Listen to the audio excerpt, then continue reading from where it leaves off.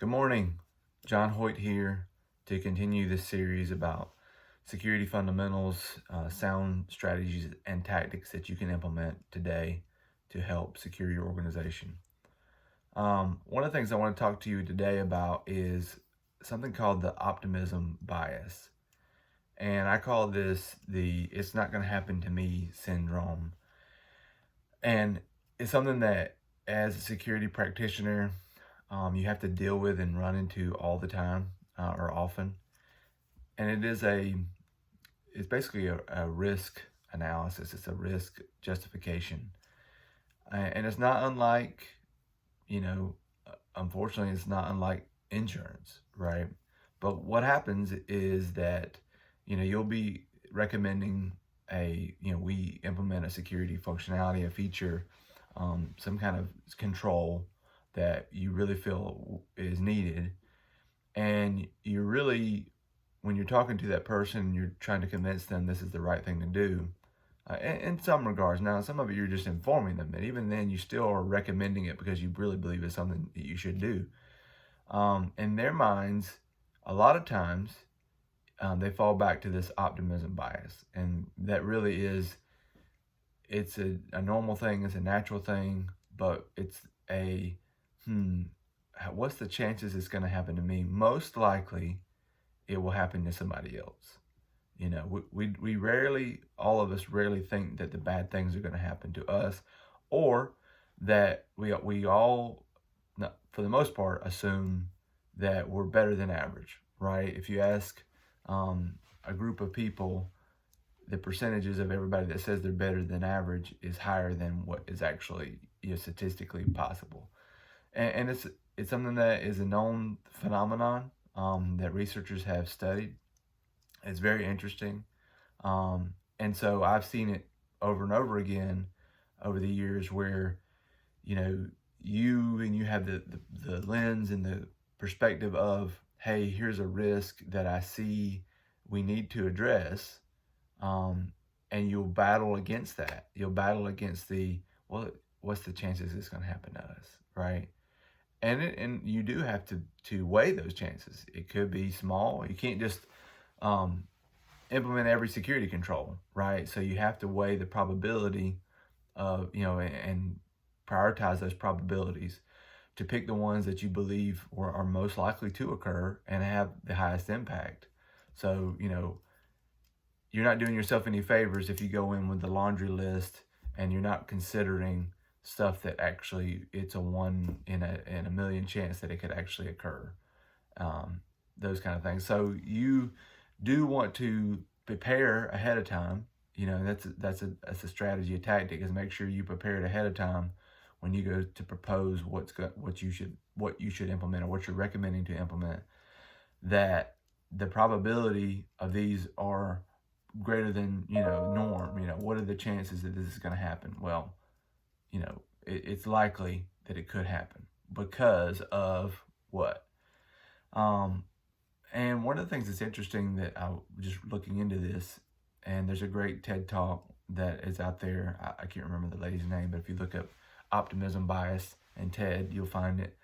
But they did research on individuals, and they would give them statistics. And one of the things you think, maybe giving them numbers would help change their mind, potentially to get them more likely to, be less optimistic. Well, what they found is that when they told them the numbers for like the chances of somebody in their age grant, their category of age and health and whatnot, what they asked them, well, what is the chances you think that you could get cancer? And they would say pretty low, maybe 30%. Well, when they told them it was like, well, maybe they'd say 10%. And then when they told them, well, the chances are actually 30%, then they said, maybe it's like 15. If they said 13 or 14, maybe it's like 15, right? So they maybe went up a percentage point.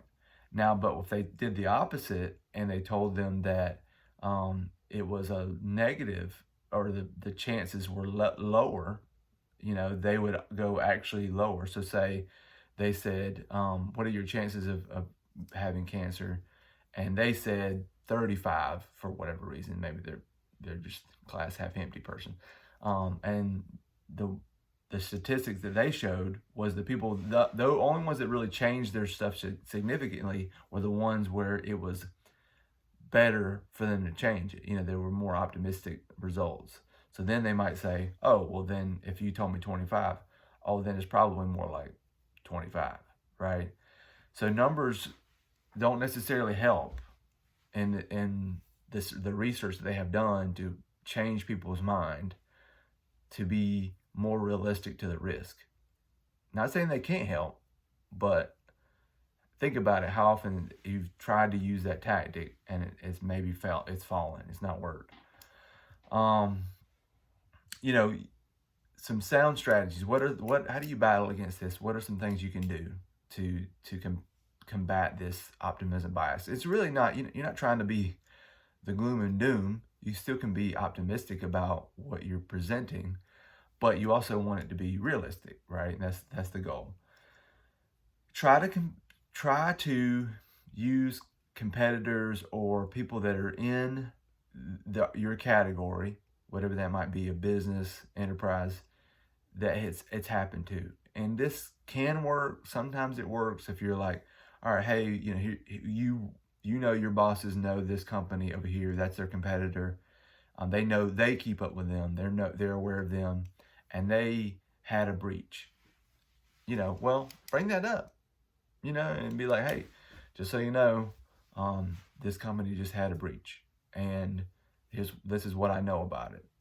And that can help lay the groundwork and soften the ground a little bit for, not saying you should be like, oh, hey, they had a breach, we need to go do this now, kind of a thing, unless it's critical or serious.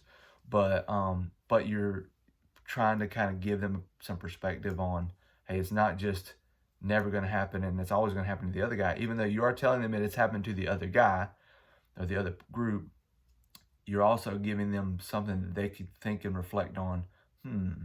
Maybe that could happen to us because it just happened to that company that is very similar to us. May not work 100% of the time, won't work 100% of the time, but it is something to try and to use as a tactic. Using the risk-based approach, and somebody told me to kind of think about it this way, and I've always tried to do that since I've heard this, is be Yoda, not Luke. Don't go in trying to be the hero to save everything. Be Yoda, and that you're recommending. You're giving your recommendation. They don't have to follow it. It's a business decision. Put yourself in that mindset of like a consultant, and you're informing them of the risk. You're informing them of what they should do. If they don't do it, you've done your part. If something happens, at least you've done your part and you've documented what you've done. And don't stress about it. I used to be like, well, we've got to do this. We've got to stop this. We've got to implement this now. But if you do your job, they're informed of it. They can make an educated decision. So do the risk probability, what the top risks are. Give them that list, but give it to them. And hey, here's the things that are most likely to occur and have the most impact. Here's the cost if they were to happen. Here, as best as you can. That's not easy to do. Here's the cost if something were to happen, and if you have another competitor and you just so happen to know, like a ransomware incident, they spent this money to deal with it. That's great information. And here's the cost to implement what you're thinking the fix is. What you recommend the fix is. So that's the good approach to do. Definitely a good strategy is just don't try to stress about being the hero, and don't worry if they have the optimism bias of it's not going to happen to me. You've done your due diligence. You've done your part. You've recommended what the fixes are, and then you sit back and they make a business decision. You've informed them. You've done your job. The other sound strategy, a tactic, is don't let a crisis go to waste. And unfortunately, sometimes this is the only way we get money, right?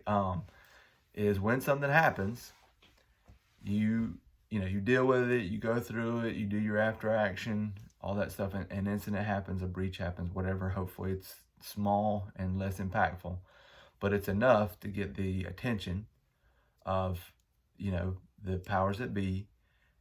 And if you've already got your list and you've already presented it and something happens that it falls into that, and you're like, well, just remember we talked about this. These are the things that, and not say, I told you so, right? Try not to do that. But these are the things I recommended. At the time decided not to. It was a business decision. We just had this incident happen. This could have helped mitigate that incident, either stopped it or reduced the impact. And the chances that you'll get the funding for that if you've done your homework ahead of time, and sometimes even if you haven't, even if you're like, well, what do we need to do to fix this, John? We really need this. We really need two-factor, and here's what it's going to cost to implement two-factor. Don't let that pass you by, right? It kind of feels like maybe cheating a little bit, but hey, sometimes that's the only time you can get a chance to get a seat at the table to ask for funds or people or what, right? So unfortunately, when something happens, that the optimism bias, and I don't know if that's something they've researched, but it seems like that reduces, right? For at least some period of time. I think there's a curve where it reduces dramatically for some period, depending on the severity of what just happened, but it creeps back up, right? We all know it's going to go back up too. It's going to happen to somebody else. But at that time, when it's low, that's when you strike. That's when you have your game plan. You already have it ahead of time ready, but that's when you're ready to deploy, launch the nuke. Okay, here we go. Now we've had to deal with this pain and headache. Hopefully we've overcome it without much, trouble, but you've got your game plan of what to ask for, how to help you remediate this issue, those kind of things. Still, that doesn't mean they'll do it 100% all the time. Be reasonable about what you're asking for, financially, etc. But those three things, if you can help incorporate all three of them and have your homework done, you're more likely to help. It's more likely to be a way to implement the security controls that you're trying to implement. Sometimes you have to wait till something bad happens. Unfortunately, that's the life we live in. So I hope this is helpful. And, look into the optimism bias so you're aware of it. It's one thing that's good to be aware of it. Know that this is, you probably already kind of thought about it, but it is something, it's a phenomenon that's out there. And, look into it. So when you go into those meetings or go and have those discussions with the powers that be, that that this is what they're going to be thinking. In the back of their mind, they're going to be thinking, what's the chances it's going to happen to me? Probably not. So you have to be able to battle that. I hope this is good, and I appreciate you watching. Have a good day.